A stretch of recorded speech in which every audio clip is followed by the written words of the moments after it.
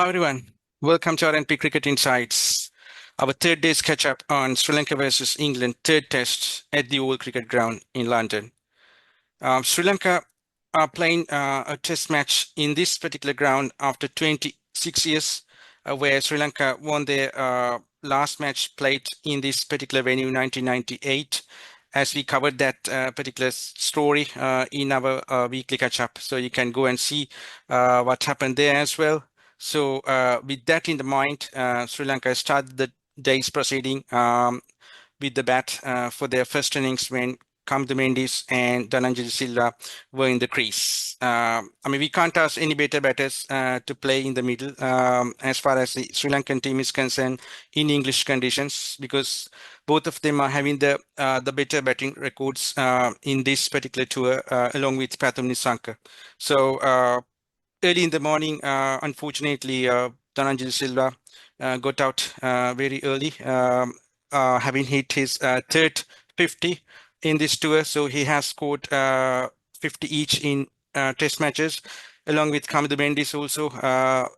We lost him as well. He's yet another 50. That is his second 50 in the tour to follow his century.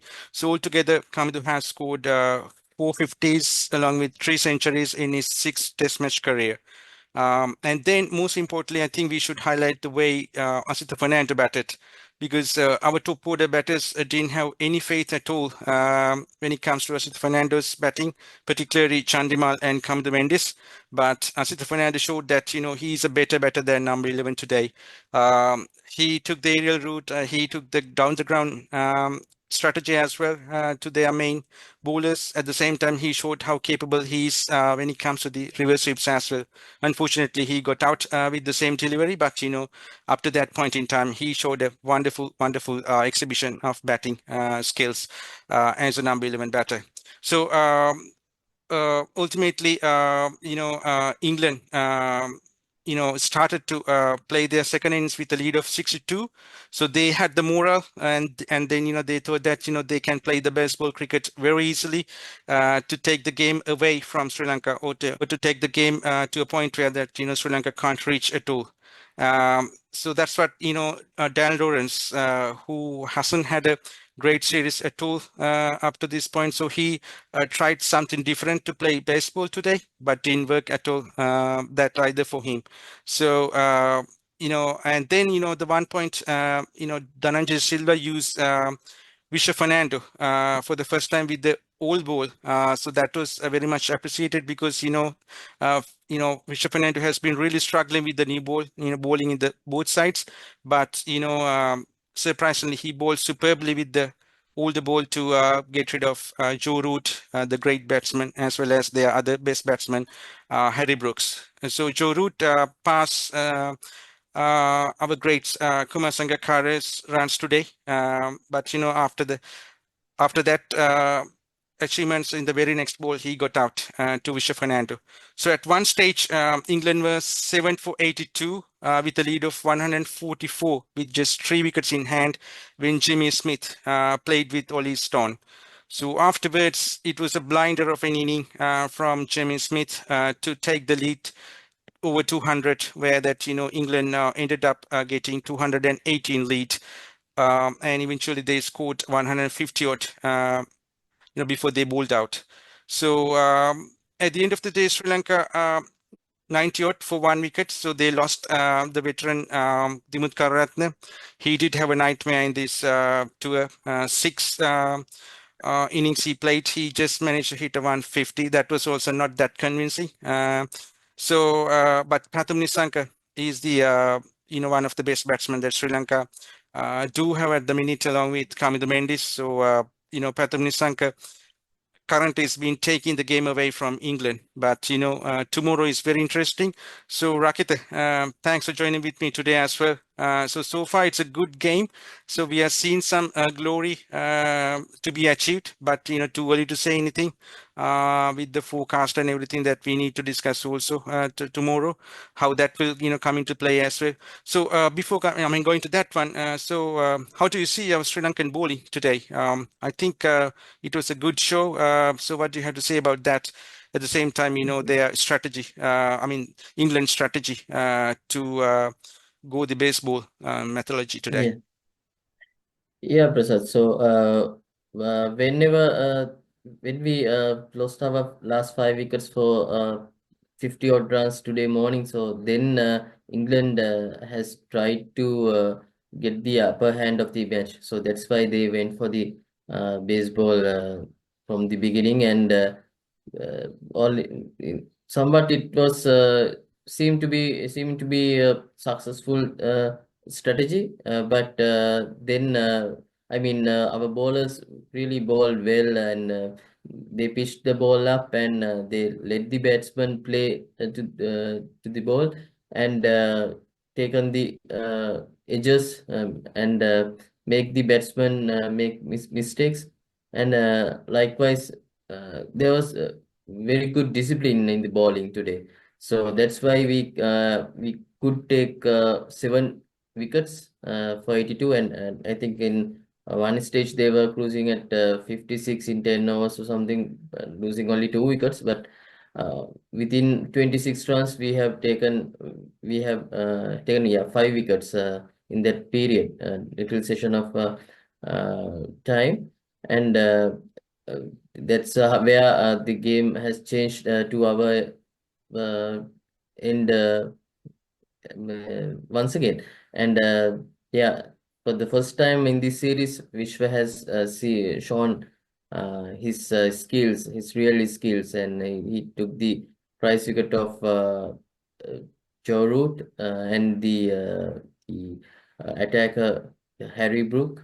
So in very good in-swinging deliveries, and the field was set nicely by Dhananjay, and the batsman has had no clue to negate his swinging deliveries. So and on the other hand, Lahir Kumar, he's been a revelation in this 2024 for Sri Lanka in Test cricket. So he has taken 22 wickets out at the moment in 4 tests in this year, and with the average of only 18. So that's a great going by a player, by a bowler who is known for his wayward bowling mainly, and he's regarded as one of the uh, uh, not very expensive bowlers in the Test cricket as well, even though he's taking some wickets. But at last, I think when the 7th wicket falls, this there's some blunder we have done, because I think when Asita and Lahir Kumar were batting together in Sri Lanka's innings, the Oli Stone has bowled few bouncers at Lahir Kumar. So then we heard that they were going to apply the same method when Oli Stone is coming to bat. So suddenly we actually we forgot what we have done better in the first half of the England's second innings, and we have taken 7 wickets up now. Then we suddenly went for the short ball barrage. So then that was actually helped Jamie Smith greatly. He has scored nearly 50 runs in less than 20 balls at one passage of play. So that could be a game-changing factor. We might never know what will happen tomorrow. But cricket is a funny game. But these sort of mistakes, they Sri Lankan bowlers did carry it away at that moment. I think it's a unnecessary experiment that we did at that point. We could have gone for pitch the ball up and let the batsman do the mistake. But somehow they preferred for the short ball approach, and they took the wickets, but I think far too many runs leaked, maybe 50 odd runs. I feel like it's too many at the moment. at that moment. So we Yeah, I could have think, yeah. gone for less than 200 target rather than 220. Yeah, the 70 So odd runs in the expense of 2 wickets, I think, yeah. That's yeah, that's yeah, where the target became 200, I mean above yeah, 200, yeah. yeah. So 220 is kind of a tricky target. So we'll see with whether we can bet positively that like we did in the latter half of this day three, and I think uh, who's Pathum Nishankar and Kusal Mendis, they did the right thing. So they didn't let the bowlers to dictate the terms to the batsmen. So they both of them are going at more than run a ball at the moment. And Pathum Nishankar is playing kind of a Virendra Sehwag's kind of innings. I think that's a good approach since he has now become a veteran in ODI and T20 formats. He has that preference of going for the runs even in Test cricket. So that's a good sign, and he's taking less risk and scoring runs. It's not that he's going after everything. So that's a good sign. So we saw such kind of cleverness and such kind of quality when Virendra Sehwag is also batting in Test level. So we might see some greater things from Pathum Nishank in the years to come, and we'll hope for. I mean, we'll see his career as another legend in the making. But let's not jinx him. So I think there's still a room for a failure for our end as well, for Sri Lanka's end as well. So cricket is a funny game, so we will see what will happen tomorrow. So Prasad, from your point of view, what shall we do tomorrow? So based on previous experiences and the way the based on the weather forecast tomorrow, and what sort of approach we should take. Yeah, I think at the moment, I think we have one of the best batsmen, that Sri Lanka have at the moment on the crease. So I mean, we saw the positivity right from the word go from Pathum Nissanka.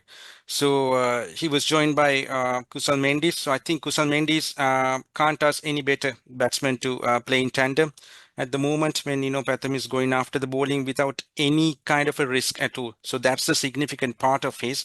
So he has been, driving sweetly, effortlessly. So that has been showing his class all through the innings so far.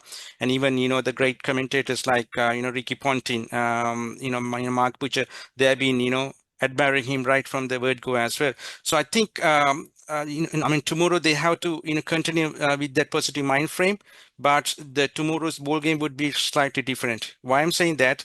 Because today we had a couple of raining sessions, but in and out. But other than that, the sky was blue indeed. So we had the sun, and the pitch was covered when it was raining. So pitch was dry enough, and then it was a very good batting track.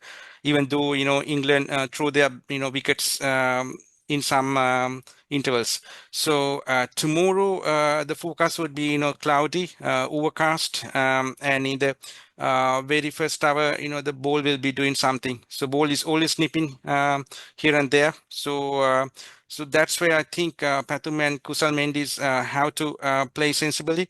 I mean, Kusal still have that weakness when it comes to the back of the length, just 1 centimeter, 2 centimeter away from the off stump. So he's always vulnerable.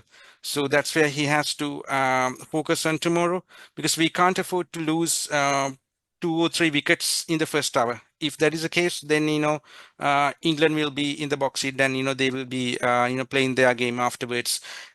So if we are going to win this match, so we have to chase this down with the fall of maximum 4 wickets. Because if we go for our all-rounders, then we'll be in trouble, I think. Because then they can always take the game away from us, even though we have to score another 100 and 20 or 100.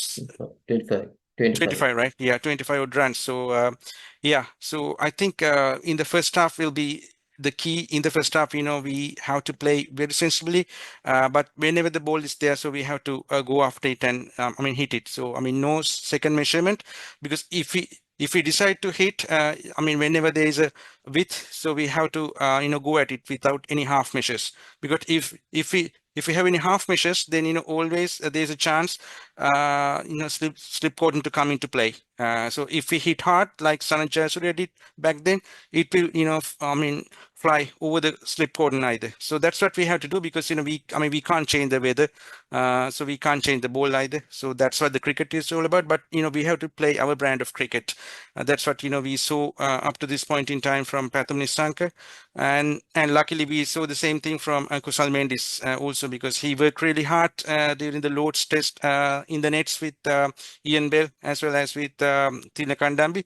So let's hope for some goods from him as well in this chase, because like I said before this segment with Rakit also, I think he has done that one in the past. Kusal Mendes, when we were chasing that wonderful target in 2019 against South Africa on South African soil. So let's hope that the history will repeat tomorrow, and we look forward to a wonderful victory at the Oval, where we are going to play. We are playing our second test match there. So at the moment we have won the first test match, so we can't afford to lose this one. So we should finish this tournament very high, Yeah. Rakita. Yeah, Uh, so I forgot to mention one thing, Prasad. So with this the second innings of England, so we have bowled them out for 156. So that was the lowest total that England has scored against Sri Lanka in England soil. hmm. So the previous lowest was 181. That was also at the Oval, Oh, the game that we have brought. In our one of our weekly episodes in yeah. 1998. So Hmm. you can still go back to that episode and see the great memories on that. And also Yeah. with today's innings, Dimuth has managed to score his 7,000 test run. So he's the fourth Sri Lankan batsman to do so after Sangha Mahela and Angelo Matthews. Angela Matthews. Yeah. So those are few records and records that have set in today's match in the process of Yeah. bowling out England. So Uh, both Dimuth yeah, and Joe Root passed some of the, achieved some of the milestones today. yeah, yeah, Yeah. So yeah. So I think perhaps that's the reason why England did give us a game after yeah, exactly, 1998 in the exactly. Oval, because we Mm, toured them back in 2002, 2005, 2011, 2014, and 2016. But any of these tours, we didn't get a chance to play Test cricket in the Oval at all after 1998 glory. So let's hope for a wonderful victory tomorrow, but it will not come easily at all, because their bowling is up to the mark. And even Gus Atkinson, because we didn't expect him to come and bowl, but he came and bowled as well. So he had a very good hot moment against Pathum Nissanka as well, but the ball was going above the stumps that occasion. So I think he will and be, yeah, yeah. yeah, yeah, Rakita. Yeah, and I think the only over that Bashir has bowled, he has taken some purchase, so we will see some bounce and turn and bounce in the wicket, so that Yeah, also might play into their hands. So I think the positive intent is the way to go. Otherwise, there will be many closing fielders, and the pressure exactly. will be with us. So I think I that's think I think I think they have to play a bit kind of a with white ball cricket more as well. Why I'm saying that, they keep setting that, the leg slip. So if we keep flicking, so then we are giving some chances for that cotton. So if we can hit some slog sweep, if we are going to hit through the leg side for the ball that is going slightly away from the body. So then that that bats that fielder will not be in the business. So I think likewise, we yeah, have to take yeah, some kind of strategies rather than playing the conventional flicks. That has yeah, been yeah, our, and yeah, yeah, downfall.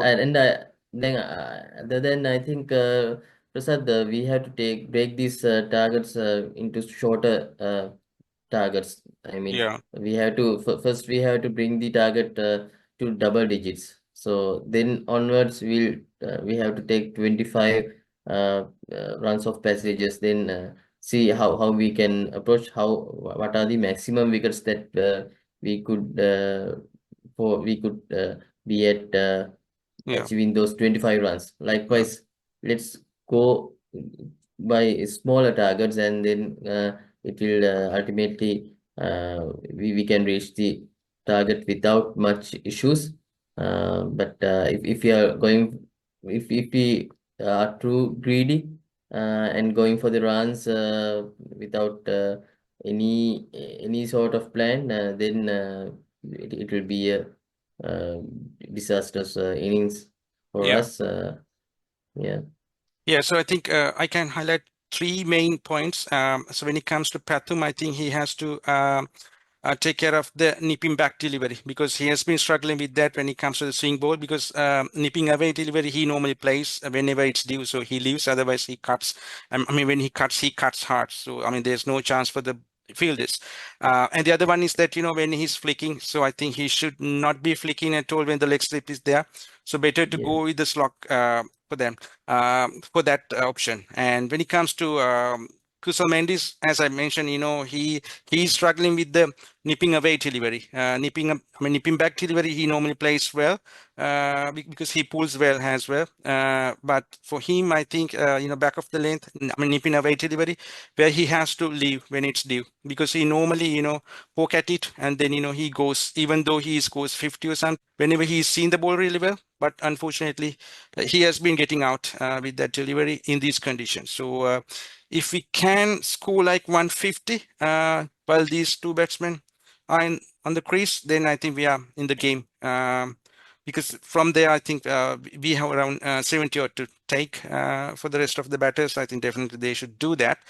But our hope is that these two will finish the game for us tomorrow.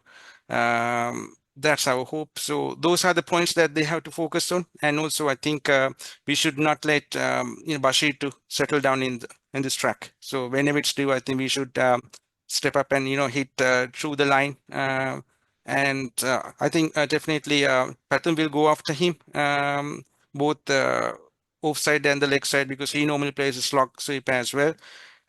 So let's hope the both batters will do some counter-attacking as well, because counter-attacking is a good ploy whenever we are chasing these kind of small targets rather than bog down and trying to milk the runs. So yeah, so it will be a very interesting game. So at the minute the game is very much balanced. So we can't say that Sri Lanka in the game fully, or we can't say that England is out of the game at all either. So yeah, it's a good balanced game at the moment. So it's a good test cricket. So the significant point is throughout of this test series, so none of the test matches have been going for the fifth day. So all did have a audition on the fourth day, and this time also the same. So, Rakita, so let's hope for a good day of cricket tomorrow. I don't think it will be a day. It will last for maximum half day to gain the result either way. So yeah. So let's hope for Sri Lanka's win and Sri Lankan fans, but we need to watch some good cricket as well. So that's all from our side today. So we hope to have a catch up with you tomorrow as well, because we need to discuss on our next tour as well. So a lot to discuss from tomorrow onwards as well. So thanks for watching our today's segment. So see you all and look to talk to you tomorrow as well. Till then, bye for now.